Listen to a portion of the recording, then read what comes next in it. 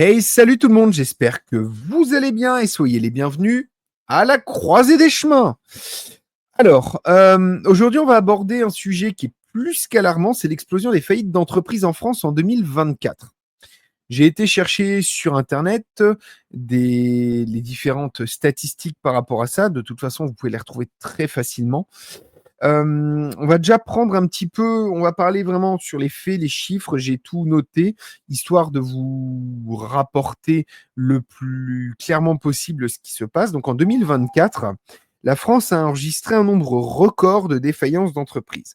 Selon le cabinet Altares, donc du coup vous ne pourrez pas dire que je suis un complotiste, il suffit d'aller voir les chiffres, 66 000 entreprises ont fait faillite depuis le début de l'année, soit une augmentation significative par rapport aux années précédentes. Et là on parle d'un chiffre d'environ 25% de défaillances d'entreprises supplémentaires. Les secteurs les plus touchés, les plus affectés sont la construction, qui a été fortement impactée par la hausse des coûts des matériaux et la baisse des commandes.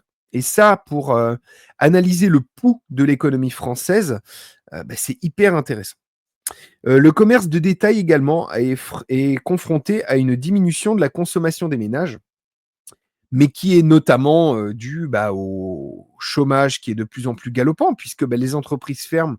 Donc, il faut ponctionner de plus en plus les gens qui bossent pour pouvoir payer ceux qui, malheureusement, ne peuvent plus travailler, puisqu'ils ne trouvent plus de travail. Et donc, du coup, on se retrouve avec ceux qui travaillent qui gagnent moins, et ceux qui ne travaillent pas, qui, du coup, gagnent moins. L'hôtellerie et la restauration, encore fragilisées par les conséquences de la pandémie et des restrictions sanitaires, j'en sais quelque chose puisque moi je fais partie de ce secteur, même si cette année j'ai un chiffre d'affaires qui a augmenté très légèrement.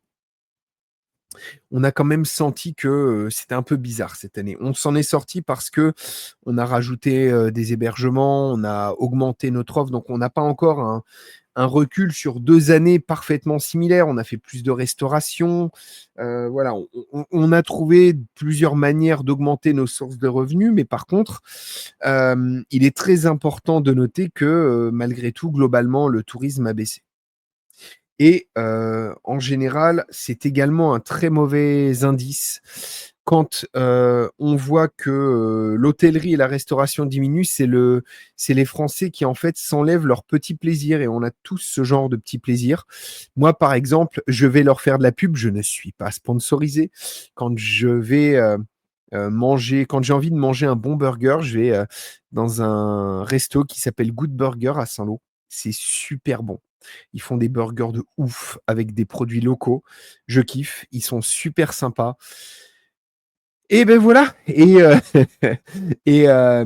du coup, eux, voilà, je parle aussi, avec les commerçants et les artisans du coin et ils le ressentent également et les gens se font moins ce petit plaisir qui fait du bien au moral et du coup, le moral est globalement en baisse pour beaucoup de gens.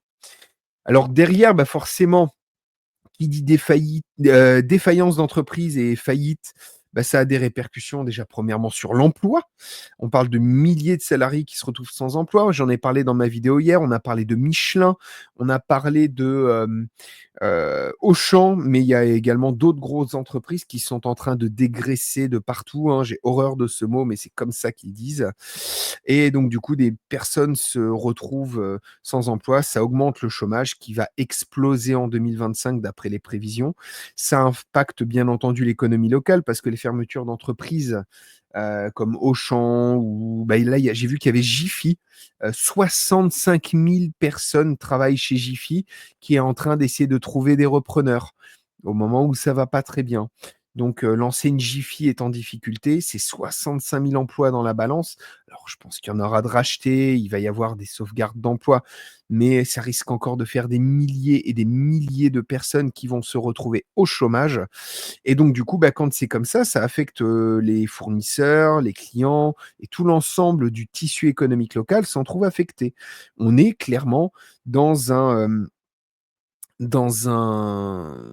effondrement de l'économie de notre pays. J'ai pas d'autres mots. Enfin, je sais que j'ai souvent le mot effondrement à la bouche, mais là, on est complètement là-dedans. Les artisans, les commerçants n'en peuvent plus, même les grandes enseignes. Au début, on disait oui, mais c'est parce que les grandes enseignes raflent tout, donc il y a les petites entreprises qui ferment. Non, non, en fait, là, ce qui est en train de tout rafler, bah, c'est, c'est le vide intersidéral, de la gestion de notre société qui est en train de tout rafler.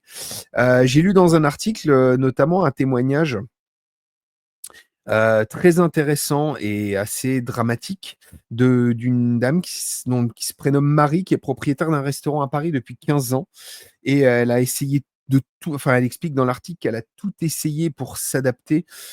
Si vous voulez, je vous mettrai les sources.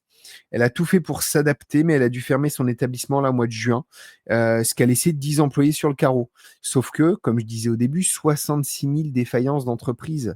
Mmh, mettons, si on a une moyenne, je sais pas, de 10 salariés par entreprise, ça fait 660 000 emplois perdus et ça, c'est juste les petites et moyennes entreprises. La situation, elle est dramatique.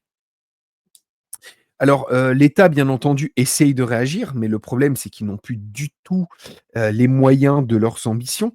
Alors, ils ont essayé, l'État de soutenir, au moment du covid, par exemple, avec des prêts garantis par l'État. Il y a toujours des PGE, qui existent, mais à un moment, un prêt, ça se rembourse et il y a, de nombreuses entreprises qui sont en train de défaillir et d'autres qui sont sur la sellette et en 2025, ils prévoient une augmentation majeure du nombre de défaillances d'entreprises, parce qu'il va falloir rembourser les prêts garantis par l'État. Moi, on me l'avait proposé à l'époque, je l'ai pas voulu et ben, j'ai bien fait. Hem Du coup, en gros, pour résumer, bon, on a une situation économique qui est très préoccupante. Il faut surtout bien se tenir informé parce que, il suffit d'une mauvaise année pour encore aggraver la situation et donc du coup, ça va devoir, absolument accroître notre préparation à un effondrement qui est en cours. Je vais même plus dire qu'il est imminent, il est en cours. Il suffit de voir les hôpitaux, il suffit de voir le service public, il suffit de voir, de toute façon tout ce qui est service public, hem, est en train d'être détruit. L'école est en train d'être détruite, l'hôpital, l'armée, enfin la justice, tout est en train de se casser la figure parce que, bah, quelqu'un qui touche le RSA ou le chômage, c'est quelqu'un qui ne cotise plus.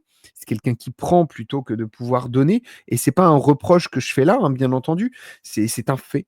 C'est un fait. Ça ne peut pas durer comme ça. C'est une des formes d'effondrement que nous sommes en train de vivre. On vit celui-ci, effondrement écologique, effondrement du lien qui nous lie, du lien sociétal qui nous lie, effondrement de la confiance. Et alors, je vais tourner une deuxième vidéo dans la foulée qui sortira, je pense, demain, mais il y a également, l'Ukraine qui est en train de remonter d'un cran. Enfin, il y a énormément, c'est comme un bateau, il y a énormément de trous dans la coque et l'eau, elle est en train de s'infiltrer de partout et il suffit qu'il y ait un des trous qui s'agrandisse, ça peut aller très vite et très fort. Donc il va falloir, chers amis, continuer à vous préparer. J'ai beaucoup réfléchi sur, la tournure de ma chaîne, heu outre le fait que je suis en train de vous préparer la rétrospective des 5 ans, j'ai beaucoup de retard dessus parce que j'ai beaucoup de travail et une situation personnelle, qui est parfois compliquée, mais ça, j'en parlerai une fois que ça ira mieux. Voilà, quelques petites difficultés, qu'on essaye de surmonter avec mon épouse, hein. Et il est très important que vous notiez que, vous devez continuer à vous préparer. Moi, pour l'avenir de ma chaîne, comme je disais, je vais continuer à vous informer, à m'intéresser à l'effondrement puisqu'on est dedans. Ça y est, moi, je considère, que nous sommes en plein dans l'effondrement. Que ceux qui disent, «Non, non, non, l'effondrement, ça n'arrivera pas». En fait, un effondrement, c'est pas un jour précis, une heure précise. C'est quelque chose qui se fait petit à petit. On est dans une accélération. Beaucoup de signes sont là. Ça va s'accélérer malheureusement de plus en plus et il faut absolument continuer de se préparer.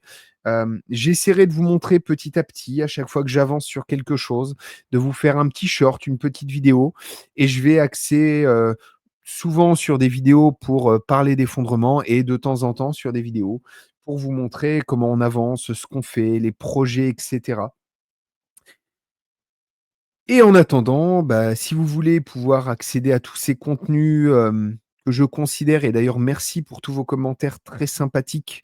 Vous m'avez beaucoup dit que, les commentaires, dans vos commentaires que, vous trouviez que j'avais un point de vue modéré, que j'avais un point de vue qui était, pragmatique. Désolé Christophe, je te vole pas ton terme, c'est ce que les gens m'ont dit, hein.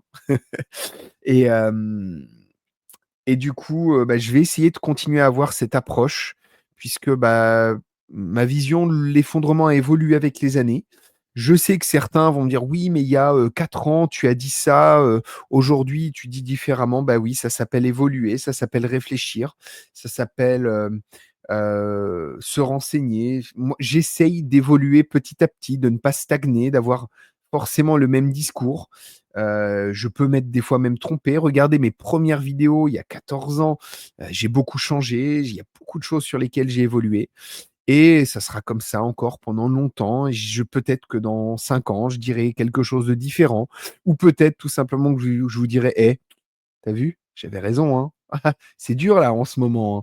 Ou peut-être que je pourrais plus rien vous dire parce que je serai mort ou parce que, ou parce que ça se sera cassé la gueule et qu'il y aura plus internet. Enfin, j'exagère peut-être, mais en attendant, préparez-vous, on est dans l'effondrement, les amis. Ça, c'est sûr et certain. Je vais vous le montrer tous les jours, petit à petit, en vous prouvant par A plus B que ce que j'annonce depuis très longtemps est en train d'arriver. Alors, j'ai rien inventé, hein. Quand je dis que j'annonce, je ne me prétends pas, ni voyant ni devin, mais tout simplement, j'essaye de lire l'actualité, j'essaie de comprendre l'économie et je pense que je ne me suis pas souvent trompé, même si, peut-être que j'ai amplifié ou sous-estimé certaines choses. En attendant, si vous voulez être informé, abonnez-vous, likez, partagez, commentez, aidez ma chaîne à monter, à vivre et surtout, portez-vous bien et à très bientôt à la croisée des chemins. Salut tout le monde!